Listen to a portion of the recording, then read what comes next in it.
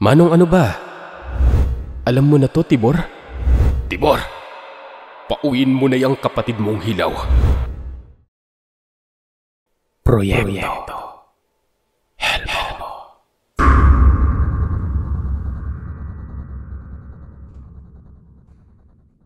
Bakit naman hindi kasama yung manang lupi mo, Tiburcio? Tanong ng aking ama. Ang sinagot ni Tiburcio ay dahil sa sapat lamang daw ang nadagdag na isang upuan sa kanilang hapag.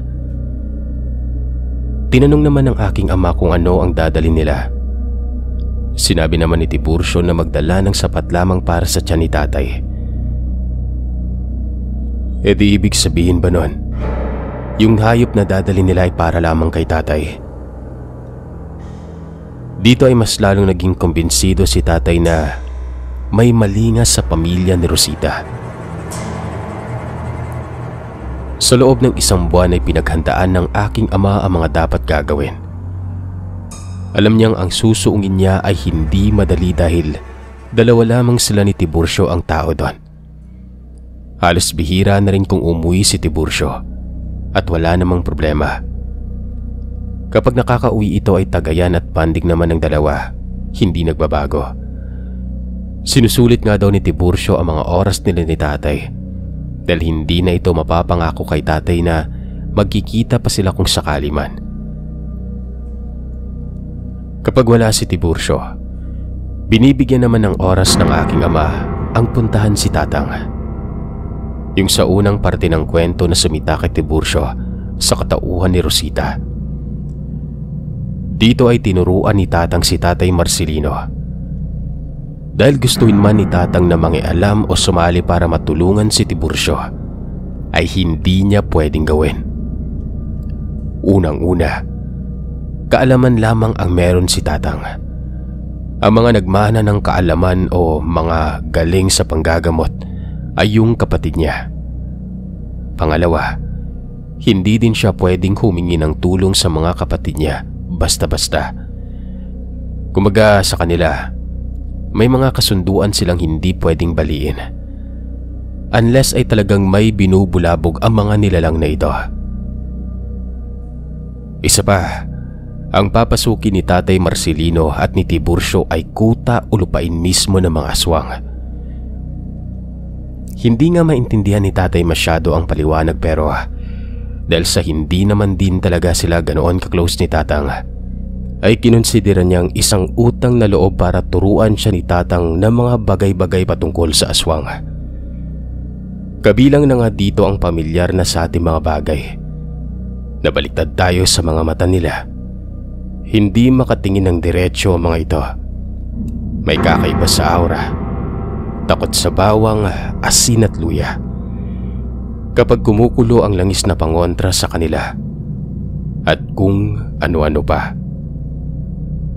Pero bukod pa doon ay meron pang nadagdag si Tatang na siguro ay medyo kakaiba o hindi ko pa naririnig sa mga kwento niyo masyado. Kapag sumasapit ang takip silim at hindi pa sila nakakapagpalit anyo, nagiging mainipin umano sila. Mabilis mataranta. Mahina ang balanse na parang nahihilo. Parang kausap ang sarili at naninigas ang katawan. Kung minsan, may mga aswang daw na pinanganak ng walang pusod. Nag-aagaw din ang mukhang tao at aswang sa kanila tuwing takip silim.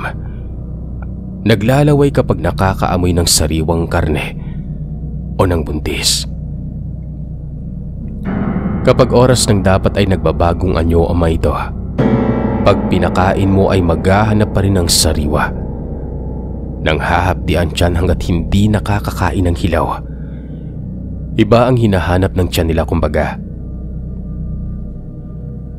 Bukod pa sa mga paalala na ito ni Tatang, ay may mga ipinaalala din ito kay Tatay Marcelino. Mga dadalhin sa lugar nila Rosita. 5 sentimong may dasal na dapat ay hindi inaalis ni Tatay sa sarili para hindi siya kayang buhatin, dagitin o ibalibag ng aswang.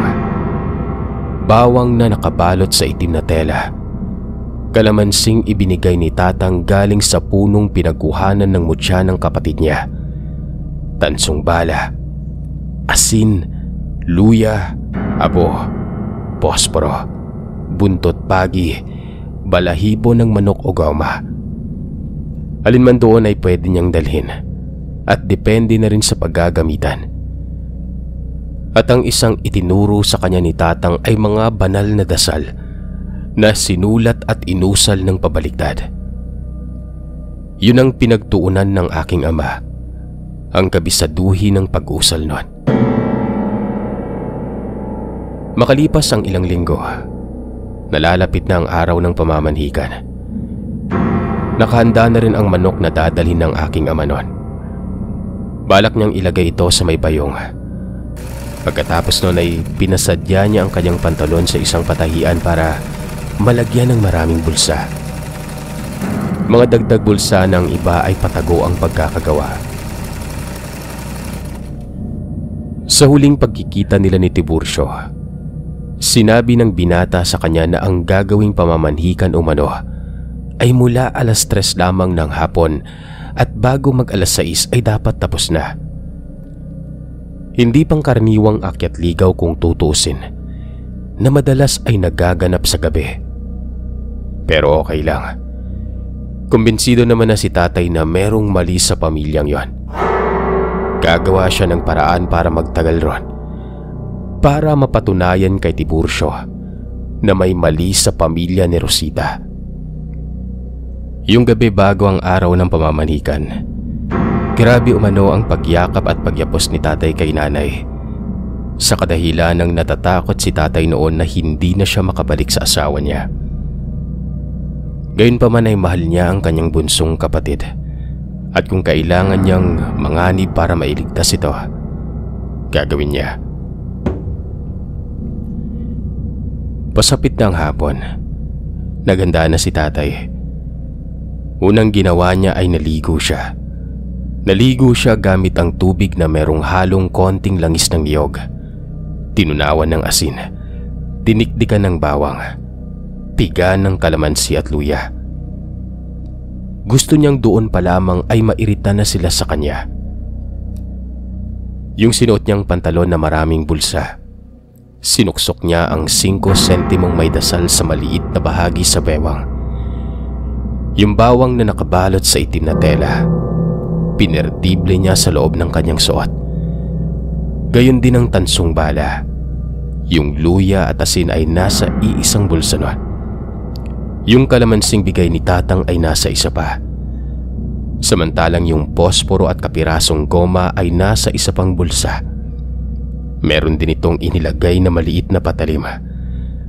At ang balahibo ng manok ay doon niya umano kukuhanin sa mismong buhay na manok na dadalhin. Wala siyang buntot paging daladala dahil malayo sila sa dagat para maghanap pa siya. Pero ang isa sa mga dinagdag ni tatay sa mga dinala niya nun ay ang gamit na panloob o panty ng isang buntis. Hindi na sinabi ni tatay kung paano niya nakuha yun, pero alam kong natatawa-tawa siya. Inirolyo niya yung mabuti at isiniksik din sa isa pang bulsa. Kinahapunan, 2:00, dumating si Tiburcio. Nakasakay ito sa tricycle na ginagamit ng pamilya ni Rosita sa pag-aangkat ng karne. Yumakap si tatay kay nanay bago umalis. Wala din namang kaalam-alam si nanay na, alam mo yon, na may hinala ng kakaiba dito kay tatay. At pagkatapos ay umangkas na ito sa likod ni Tiburcio at nilagay ang nakataling manok na nasa bayong doon sa sidecar. Bumiyahe sila ng mahigit 1 oras. Pagkarating sa gilid ng kalsada ay nakita kaagad ng aking ama ang sinasabing kamalig ni Tiburcio. Maganda ang kamalig, para itong tindahan, pero wala nang iba pang kabahayan doon. Iniwan nila yung sasakyan sa labas. Makitid ang daanan palakad doon. Binaybay nila ng kalahating oras ang loob. At nang makarating sila sa lugar ni Rosita, nagulat siya nang makitang hindi ito isang komunidad o barangay, Nag-iisang bahay lamang ito sa gitna ng malawak na lupain. Parang maliit na isla sa gitna ng palayan. Malaki ang kubo na ito. Malayo pa lang ay meron na siyang nakikitang usok sa banda pang unahan ng bahay. At sa paglapat nila sa bukana, tila ba ramdam na sila ng lahat ng naroroon. May lumabas sa pintuan sa taas ng hagdan. Merong lumabas sa kusina. Merong dumungaw mula sa pintuan at merong sumilip mula sa likuran ng bahay kung saan nanggagaling ang usok. Pagkatapos ay biglang may dalagang sumilip sa bintana. Pagkakita niya kay Tiburcio ay sumingit ito sa babaeng nakatayo sa hagdan at tumakbo ito pababa. Sinalubong niya ng yakap si Tiburcio. Ito marahil si Rosita. At tama nga si Tiburcio ayon kay tatay na napakaganda ni Rosita, Sir Seth. At kamukha naman ni Tiburcio ang tatay nito. Matapos mapakilala ni Tiburcio si Marcelino, nasabi ni Rosita na kinikwento nga madalas ni Tiburcio ang kapatid sa kanila, na ikinituwa naman ng aking ama. Habang palakad nga sila sa loob, napansin ni tatay na mukha nga namang mababait ang mga ito. Pero binulungan niya pa rin si Tiburcio na, "Uy Tiburcio, makakamukha mo nga. Hindi kaya pamilya mo talaga to? Baka kapatid mo si Rosita." Bagay na ikinatawa nila. Matapos makapagkamustahan at kilalahan, ay nagtulong-tulong na sa paghahanda ang lahat. 3 ang kapatid ni Rosita na puro lalaki. Ang isa doon ay bunso. 2 ay mas nakakatanda kay Rosita. Ang usok sa likod ay pagpapakulo pa lamang ng tubig. Pero hindi pinwesto si tatay doon. Doon siya sa kusina pinapwesto. Ginilitan ni tatay ang manok. At doon na rin niya sinimula ng pag-iimbestiga. Matapos gilitan ng aking ama ang manok, ay sinabihan nito ang nakababatang kapatid ni Rosita na kung pwede ay tulungan siyang sahurin ang dugo mula sa ginilit na leeg ng manok na yon.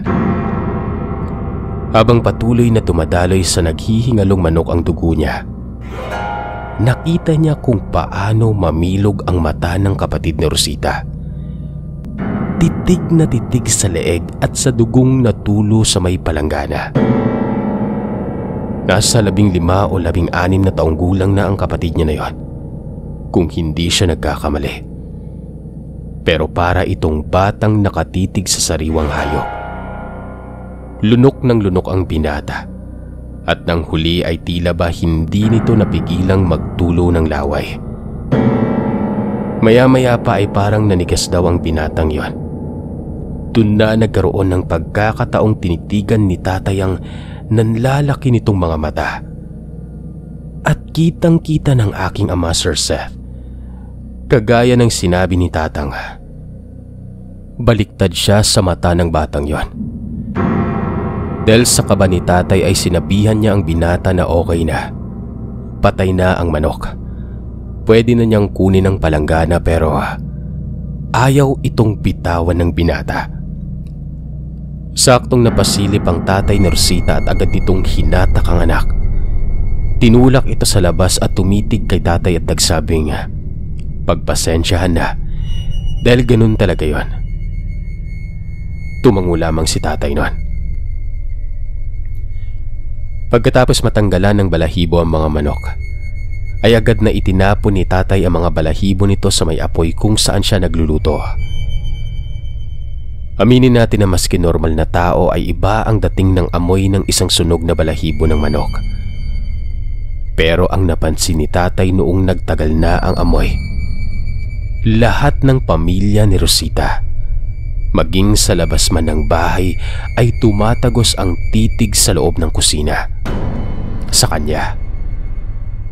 Nagulat na lamang si tatay nang sa isang kisap mata ay nasa harap na niya ang nanay ni Rosita. Bagamat nakangiti ay pigil na pigil itong nakatitig pa ilalim at sinabihan si tatay na maselan ang pang-amoy nilang magpamilya. Kung maaari ay patayin ito at magpaapoy na lamang sa isa pang lutuan. Ginawa naman ni tatay yun at humingi ng pasensya. Pero hindi doon tumigil ang aking ama. Itinapon niya sa susunod na apoy ang goma, na sa pagkakataon na ito, lahat ng mga nasa loob ng bahay iritang lumabas. Dali-dali namang binuhusan ni Tiburcio ng tubig ang apoy na nilulutuan ng kuya niya. Nagulat naman si tatay sa inasta ng kapatid, at sa unang pagkakataon ay medyo nairita ito sa kanya. "Manong, ano ba? Ano bang malabo sa sinabi ng nanay ni Rosita na masela ng pang-amoy nila?" "Tiburcio, nagbubulag-bulagan ka ba? Halata naman, di ba? May mali kila Rosita." Bago pa man umimik si Tiburcio, ay siya namang pasok bigla ng ina ni Rosita. Napakalumanay pa rin ito sa gitna ng lahat at sinabing tutulungan niya na lamang umano si Itay na magpaapoy. Baka lamang daw gusto ni tatay na mapabilis ang apoy noon. Matapos magpaapoy ay tinawag ng nanay ni Rosita si Tiburcio at pumunta sila sa labas. Kita lahat ni tatay lahat ng miyembro ng pamilya sa labas ng bahay. Ang ama na noon ay nagkakaliskis ng balat ng karneng kinatay. Ang dalawang anak na lalaki na nagtatapyas ng kung ano. Si Rosita na kasama si Tiburcio at ang nanay nito na nag-uusap sa isa pang kamalig. At ang bunsong kapatid nila na sa weirdong paraan ay naroroon sa pader sa labas ng bahay na tila ba isinusuksok nito ang ilong at may inaamoy sa loob ng bahay. Mga 4:00 ng hapon, nagsimula na ang unti-unting paglalagay ng mga lutong ulam sa may lamesa sa labas. Nagkunwari si tatay na hindi pa naluluto ang kanya, na sa totoo lang ay sinadya niya talagang huwag agad lutuin ang manok para lalo siyang tumagal doon. Mag-aalas 5 na nang matapos ang pagluluto ni tatay. Pagkalabas niya, nadala ang kanyang putahing adobo. Nakatitig lamang sa kanya ang buong pamilya. At nang ilatag niya sa lamesa ang adobo niyang punong-puno ng bawang nun, kitang-kita niya kung paanong hindi natutuwa ang lahat. Bagamat pinipilit nilang maging mahinahon, ay hindi umaalis ang tingin nila sa adobong yon. Hindi dahil natatakam sila, kundi dahil sa hindi nila nagugustuhan ang amoy nito. Gayunpaman, naging maayos pa rin ang pagkain nila. Pero ni walang tumikim sa ulam na niluto ni tatay. Samantalang si tatay kahit papano ay tinikman ang luto nila. Gawa ng pinigaan niya ito ng kalamansi ng palihim nun. At wala namang nangyaring kakaiba. Nang mga malapit ng mag-alas 6, dito na napapansin ni tatay na tila ba pinapauwi na siya. Di walang kwentuhang nangyari, walang inuman. Pautos pang sinabi ng padre di pamilya na ihatid na umano si tatay pauwi at baka gabihin na. At sa pagkakataon din na ito ay napansin niya ang biglang hindi pagpakali ng pamilyang yon. Para bang may kanya-kanya silang galaw na hindi nila makontrol. Pero pinipilit nilang maging maayos. At ito na. Dala na rin ng kadesperaduhan ng aking ama. Dali-dali niyang inilabas ang maliit na patalim. Wala itong pagdadalawang isip na hiniwa ang palad niya. At dito niya hinugot ang gamit na panty ng buntis sa kanyang bulsa. Kinuyom ito sa palad niyang may sugat at winasiwas ito sa kanila noon. Dali-dali umanong nawala sa sarili ang pinakabunsong kapatid na sa tingin ni tatay ay kanina pa naaamoy ang samuyo ng buntis sa bulsa niya. Para itong pusang tumalon sa may lamesang kainan. At gamit ang paa at kamay ay gumapang at akmang tatalunan na ang aking ama noon. nang bigla naman itong naabot ng kanyang kapatid na lalaki at ginapos pabalik. Pumalahaw ng iyak ang nanay ni Rosita. Nanginginig na nakatitig ang buong pamilya kay tatay nun. Kabilang na si Tiburcio. Kitang-kita niya sa mga mukha ng bawat miyembro ng pamilya ni Rosita ang pagtibok-tibok ng itim na ugat na parang mga uod na unti-unting gumagapang mula sa tenga nila at ang biglang pagtirik at pamumula ng kanilang mga mata.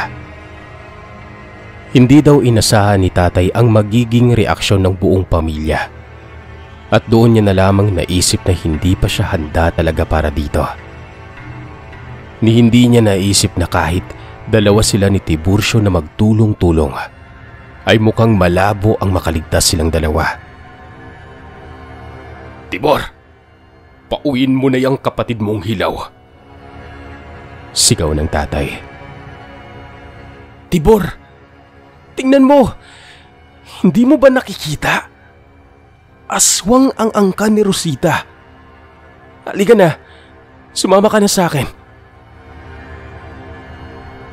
Pero laking gulat ng aking ama, Sir Seth, nang makita niya ang kapatid na nakatitig sa kanya. Maluha-luha ito. Alam mo na to, Tibor? Alam mo yung tungkol dito? Tumango si Tiburcio. At bago pa man makapagtanong si tatay kung paano, ay nakita niyang bumitaw na rin sa pagkakahawak sa kapatid na lalaki itong mga kapatid ni Rosita. Ultimong si Rosita at ang isa pa nitong kapatid ay tila ba nawawala na sa ulirat. Doon lamang napansin ni tatay na puno na ng dugo ang lamesa, pati na ang panty na hawak niya. Dito na nagkagulo. Pinilit na hilahin ng nanay at tatay ni Rosita ang magkakapatid. Samantalang si Tiburcio ay buong lakas na hinatak at tinulak si tatay at sinabing tumakbo na. Umiiyak na tumakbo si tatay palabas ng lugar. Matisod-tisod siya sa hindi pantay na lupang inaapakan nito palabas. Naalala niya ang aking ina. Ewan ko ba kay tatay. Ang nasa isip niya daw noon, makaligtas lamang siya. Aanakan niya kaagad si nanay. Hindi pa man nakakalayo si tatay ay nakaramdam siya ng malakas na paghataw sa likuran niya, na agad niyang ikinabagsak at gumulong ito sa lupa. Kasabay noon ay ang paghapdi ng likuran niya na ito. At nang humarap siya, meron nang nakapatong sa kanya na dalawang nilalang. Dito niya pinilit na bigkasin ang baliktad na dasal, pero nablangko umano siya at hindi niya napagpatuloy pa. Hanggang sa mabunot niya ang luya, ang asin at ang bawang. Hindi na niya mahagilap kung saan niya nabitawan ng patalim. Pero nang itutok niya ang luya at bawang sa mga nilalang na ito, iwas na iwas ang mga ito sa amoy. Hanggang sa naabutan na lamang ang dalawa ng mga magulang ni Rosita at pinilit hatakin palayo kay tatay. Wala si Rosita. Wala din ang bunsong anak ng pamilya. Pero biglang lumitaw sa harapan ni tatay si Tiburcio noon. Padilim pa lang noon, Sir Seth.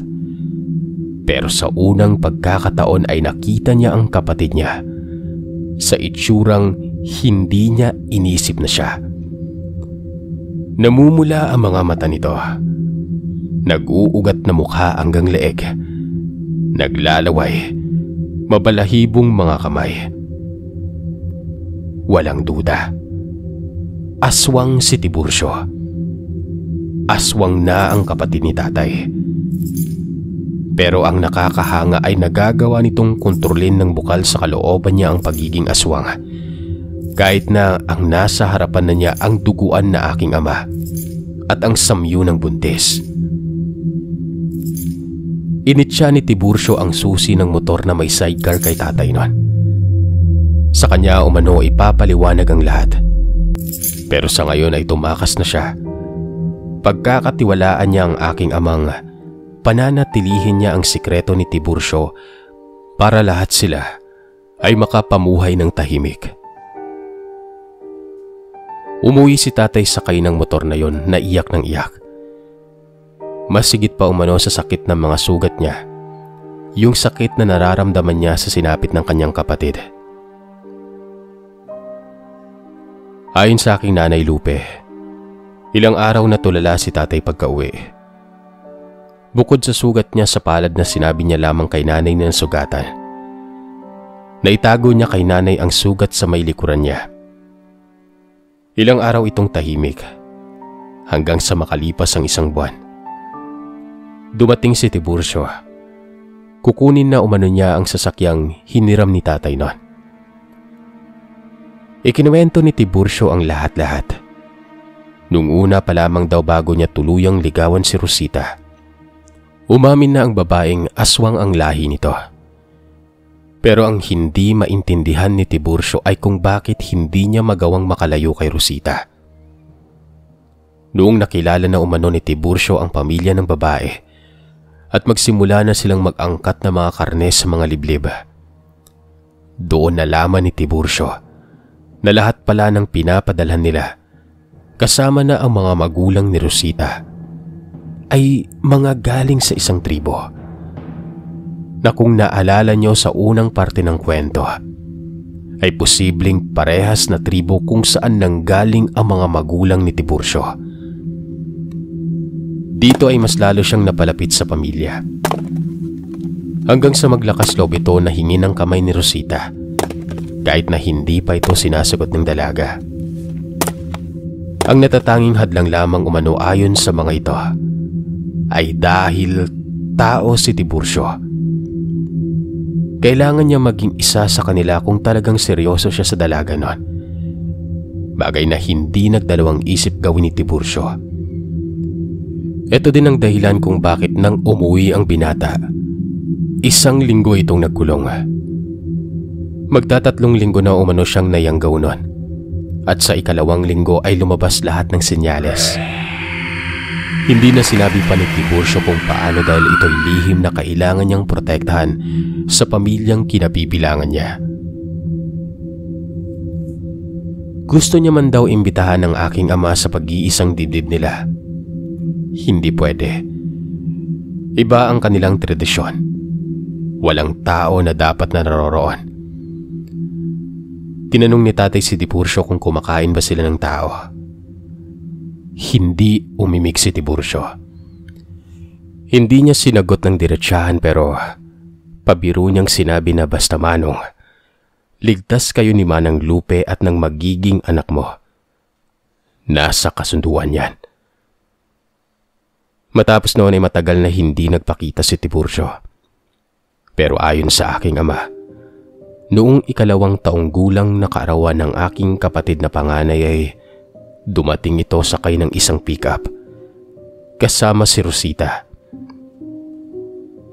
Wala silang anak pero maayos na maayos daw ang pormahan ng dalawa. Nakisaya sila sa kaarawan na parang mga normal na tao at nag-iwan ito ng titulo. Yung titulo na ito ay yung mga iba sa mga lupang na isanla nila noong magkasakit ang lolo. Isinanla nila ito sa matagal na panahon, pero nabawi ni Tiburcio. Muling nag-inuman sa huling pagkakataon ng dalawa.